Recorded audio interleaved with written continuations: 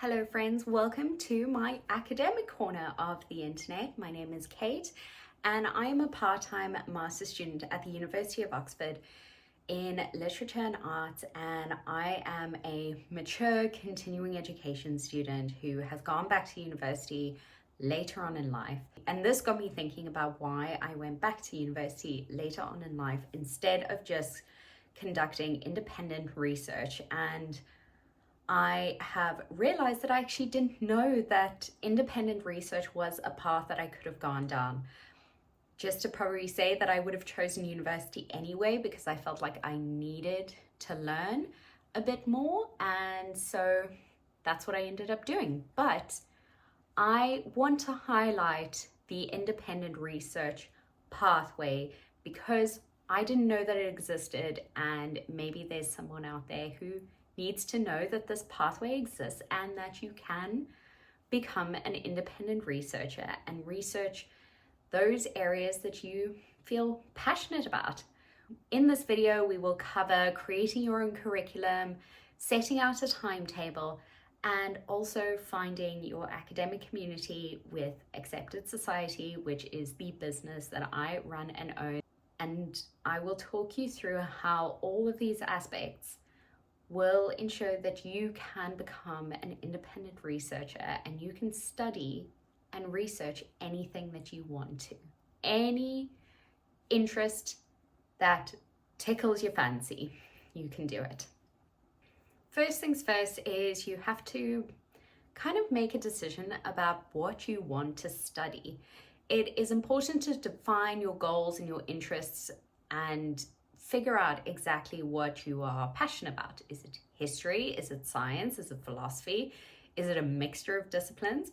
Is it just a number of books that you've been desperate to read and want to read in a bit more of a critical manner? I would suggest just writing down all of your main areas of interest and your ideas and any specific questions that you might want to explore. Start broadly and narrow yourself down. For example, if you are interested in studying literature, for instance, but you're not really sure which area of literature that you're interested in, jot down a whole lot of ideas. I even find that using Scrintl for this would be super helpful, just to throw ideas onto a blank board and then be able to group them into place. And then once you start grouping your ideas, you'll start to see a pattern emerge where you find that area of interest that you are particularly passionate about or particularly focused on. And that is where you start. By being as concise and being as clear as possible will help you narrow down exactly what you want to study. And that's not to say that you can't come back to your other ideas. You absolutely can. If this were me and I was looking at studying literature or studying another form of literature, at the moment my area of specialization is early modern literature, but I also have a passion for translated works, and so I would probably start off really broad with just translation, and then I might narrow myself down to thinking about English translation, and I might narrow down to thinking about contemporary English translation, and then I might narrow down to think about contemporary English translation that contributes to what we term world literature. And then I've got a defined sort of range of books that I could consider and books that I could study and books that I could analyze. So that's just an example of how you can go from a very broad idea to something that's a bit narrow. The next part of this is to develop your curriculum. In this way, I kind of want you to treat yourself like your own student and figure out your structure, and this is the way that you can do it. Start with some of the foundational materials. Identify some key texts or online courses in your field. Look at places like Project Gutenberg, JSTOR, Coursera, even the continuing education department at Oxford, and pull out the key texts that they refer to in those courses. Open University is also a great research, and a lot of universities will provide their course workbooks or their handbooks online that you can refer to which areas that they would focus on. And then break it down into modules. Again, you can do this in a similar way to a university website or just break it down into a module that you think would be particularly interesting, and divide your topics into small, manageable sections. For example, if you're studying philosophy, you could dedicate 1 month just to ancient philosophy, and the next to modern philosophy, and so on and so forth. Then what you want to do is include some diverse materials. Don't just stick to books. Watch documentaries, listen to podcasts, read contemporary analysis, go onto TikTok, find pieces of information that will all start to add up to making this a fun and exciting curriculum for you. And don't include anything that you know you will find dull and boring. Different look because it is actually the next day. I needed to jump into a meeting yesterday, so I didn't finish filming this video, but now I am going to continue. So our next step is to set a realistic timeline. And the most important part of setting this timeline is to ensure that consistency is key to independent scholarship. Setting a realistic timeline that fits within your lifestyle is absolutely fundamental, and this is particularly important if you are a full-time worker and you are just studying part-time on the side to try and keep your interest going. But it's absolutely important to have an understanding of your timetable, understand how your week looks, so that you can block out those times that you can set aside for studying. And I'll talk about how joining an academic community will be fundamental to this whole process. But as I mentioned, the first thing to do is to block off a dedicated study time. Whether this is an hour a day or a few hours on the weekend, make it a habit to spend those particular times doing your studying. And find the right time that works for you. I know for me that actually some of the best times for me to get my studying in is 5 in the morning before I even start working. And that's because most of the people that I work with are not awake. And if I'm wanted to work in the evening, I still have the obligation to check my laptop because I work a lot with the US. So some people are online after my sort of standard 9 to 5 work hours. So for me, actually, the best time to get uninterrupted study time done is 5 in the morning until 8 in the morning. And I set this aside every single week, sometimes twice a week, depending on what I need to get done for my master's. So that's just an idea to think about. The second is to use productivity techniques. Methods like a Pomodoro timer can really help to keep you on track with what you are hoping to achieve in a study session. So we use Pomodoro timers in accepted society.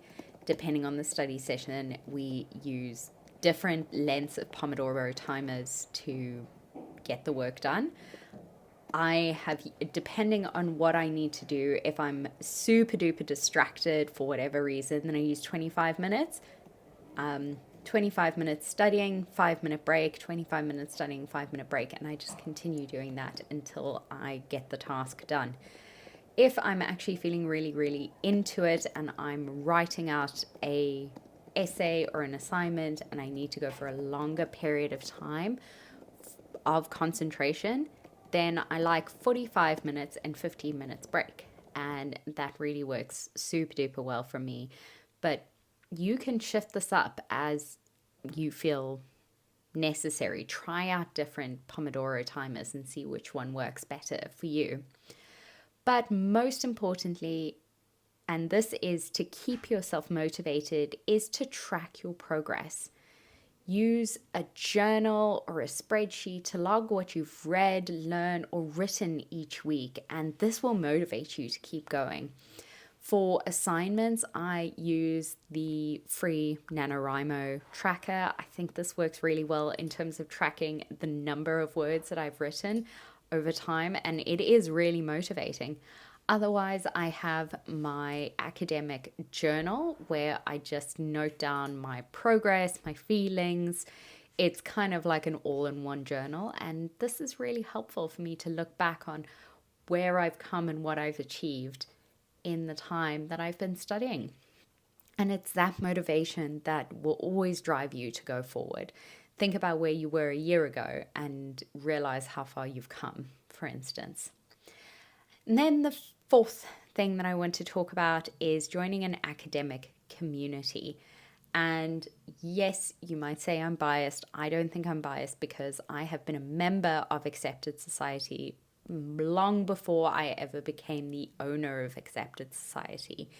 And Accepted Society is the place that you will find belonging among other independent researchers or scholars.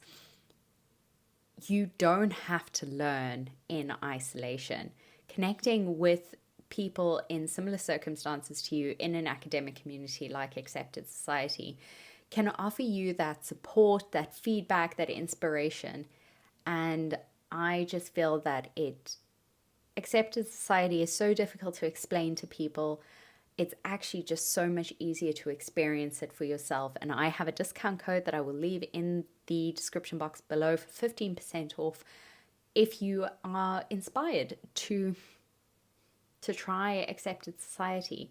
But essentially we have online study session groups, which can be your divided time that you set aside for your studying each and every week. Our members run study sessions whenever suits them. So there is always someone who will be studying at the time that you want to study. Irrespective of the fact of whether you work full time and you study at random times like 5 a.m, there will always be people online who want to study with you. We also have spaces where you can discuss your work, you can network, you can see different opportunities that are coming up from across the world, and you can have access to resources that are brought together by a collective group of academics. We also are actually a social platform. This is a space for you to meet new people and connect with like-minded people and make some friends. It's really, truly phenomenal. But we also offer external events like our Accepted Society Symposium, which is coming in August of this year. This is our own formulated Accepted conference. This is a space to connect with other online academics. It's a space for you to present your research as an independent scholar. And it's a wonderful opportunity for members of the community to come together and be together and form those friendships that have been formed through a small square screen. So the one thing that I think will really solidify your learning is to actually work towards a deadline that is publishable and accountable. So whether that's writing a paper or writing a blog post or even creating a video here on YouTube, this will help to kind of keep you on track, give you a goal, and refine your ideas as you're getting closer to that deadline. For me, it was the Accepted Symposium last year where I first presented my research that I'd been doing. But it also will allow you a space to vocalize your ideas and your learnings. And to that effect, I am going to take a feather out of my own cap for this and actually create a membership tier on my YouTube channel where I will be sharing my research and lecturing for the first time, and lecturing on English literature and arts, art history, all the interdisciplinary facets of my research, and I will also be bringing in guest lecturers to come in and lecture on the channel. But this channel will be part of my membership community. It will be a paid subscription, and that is to support me as I move into this new phase of being an academic first and a corporate girly second. So if you would like to support that, the memberships will be going live at the start of February. So do keep a lookout for that. If this is something that you're interested in, if it's something that you think you would be really keen on listening to and engaging in the comments, because you will be able to do that as a member, then by all means, do keep a lookout for that membership. It's going to be coming really, really soon. I will also offer to this membership my videos in advance. So you will be the first ones to see any videos that I produce ahead of the public sphere, and you'll be able to see them before that happens. But jumping back to independent scholarship, this is the way to keep yourself accountable. Set yourself deadlines and work towards those, and keep yourself accountable by making those deadlines something that is going to be publicly available. Whether it's sharing your progress on accepted society, presenting at a conference, or submitting a research paper, all of these deadlines will help you keep yourself accountable and keep you accountable to your studies and to your research. Remember that learning is a lifelong journey. It doesn't stop and start with university, and you have the power to shape it however you want. And if you found this video helpful, please give it a thumbs up, subscribe for more tips like this, and share your independent scholarship goals in the comments below. I'm aiming for 5,000 followers by the end of the quarter. So if you did find this video helpful, please share it and let's build the community together, this community of independent learners and lifelong learners. Thank you for being with me. Thank you for coming to this academic corner of the internet, and I hope I will see you in the next one. Thanks everyone. Bye.